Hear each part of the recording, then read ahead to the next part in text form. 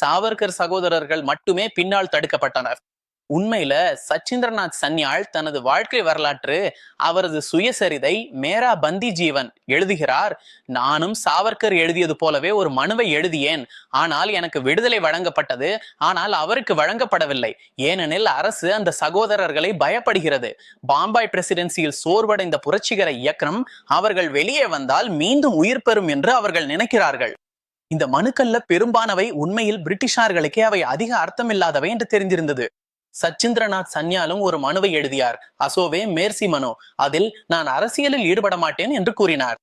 ஆனா உடனே சிறிது நேரத்திலேயே அவர் காகோரி வழக்கில் ஈடுபட்டார். பின்னர் அவர் HSRAவின் மூளையாகவும் பகத்சிங்கை இயக்கத்தில் சேர்த்தவராகவும் இருந்தார்.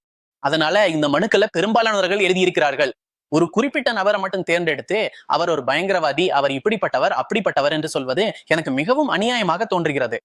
மேலும் நான் சொன்னது போல இந்த அனைத்து மனுக்களிலும் எங்கோ அவர் தன் செய்த செயல்களுக்கு மன்னிப்பு கேட்டதாகவோ அல்லது தன் புரட்சிகரமான கடந்த காலத்திற்கு மன்னிப்பு கேட்டதாகவும் குறிப்பிடவில்லை.